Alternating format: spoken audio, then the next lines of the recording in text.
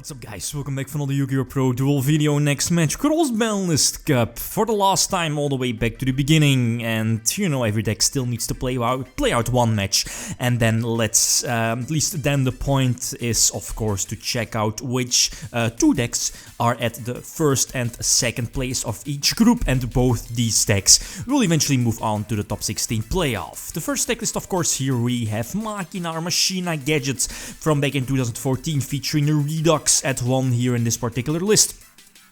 Powerful list, powerful deck because of, you know, access to both Laval Chain, sending potentially Redox or something like that from your deck to the graveyard, but most importantly having access to Excite-N-Night or Exit-on-Night, and you know, the psychology behind it is very, very crucial in a lot of matchups. The second list we have Invoked, you know, Artifact, Invoked, Windwitch, a super strong list, definitely has a possibility to win the whole thing here, although I believe it lost, this particular list, Invoked lost its last matchup, so yeah, things can still happen, right? So yeah, which deck has the advantage? Invoked, Windwitch, Artifact should definitely have the advantage here. You know, the Artifact engine on its whole is definitely super strong, same for the Invoked engine, right? Like, keep pumping out those fusions turn by turn, each turn one after the another, but it's still Machina gadgets, a lot of back rows, so definitely don't count out the deck. So let's hop into the first duel.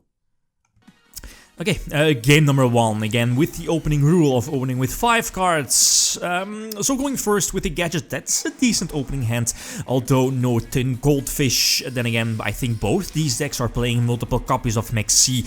Luckily I do have one, so if he does go for the full, quote-unquote, full protected Crystal Ring, I probably would get like 4 draws in total. I get why he isn't going for it, you know, giving me the, I think, 4 draws in total. And of course the chance of him running into something like Dimensional Prison, that's probably not worth it, right? So I eventually opt to go for the Breakthrough skill, even though I'm under Max C, but you know, keeping the option open to go for the extra deck summon and Gear Guiding Gigant, searching out the Tin Goldfish and eventually taking over the artifact site. I definitely don't want to let him search like an invocation, so I definitely go into Warning, the normal summon of Alistair. Drop another Goldfish, and that, what is it called? Clearwing? That's not really that fantastic, but you know, Machina Fortress or Machina Fortress can just suicide into it, and here, not really sure. Well, I eventually go for Dracossack, but then again, Dracossack wouldn't have done anything, I guess.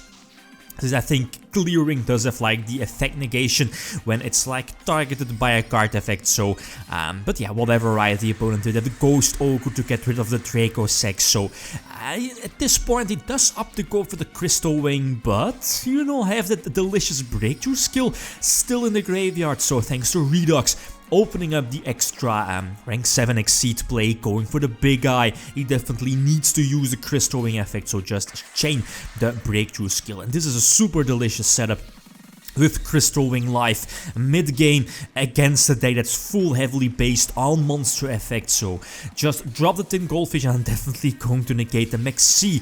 I'm not really sure if I can go for game. Yeah, I think so. Depending on his back row, there is always the possibility of it being like a dead artifact, either side or more attack, right? And yep, Gaga Cowboy dealing the last burn damage. So gadgets leading with 1-0. So game number 2, the opponent gets to start. That's a super solid start if he's able to end with like the invincible Crystal Wing. And you know, the field spell or any form of Alistair shenanigans, especially with Wonder Wand, I'm so far behind, right? Sadly, no Max C to somewhat equalize the playing field, right? And my hand of only the Tin Goldfish, that's not going to cut it.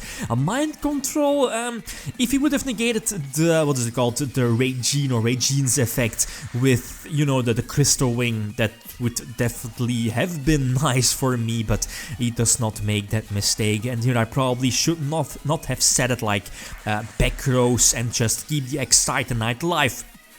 but that would have forced the Magaba from activating, and then again, both Torrential Tribute and Bottomless Treble here in this situation aren't that fantastic due to the field spell, right? And yep, I can't do anything right. So I think, yeah, it eventually top decks a Twin Twister, so in the long run it wouldn't have mattered that much.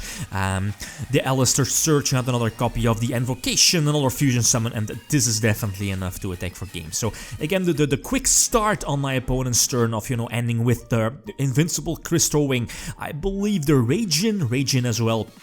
And the Wonder Wand, again, getting those 3 pluses was definitely too much. So game number 3, I get to start definitely an okay opening turn. Normal summon the Myrmilio to search out the Bottomless Trapple. Again, Bottomless can be good against something like this, right? But yeah, whatever, Twin Twister, it's definitely still a card, and I believe the Dimensional Prison survives, so he does go for the Crystal Wing, the quote-unquote Invincible Crystal Wing running into the prison, so that's all good.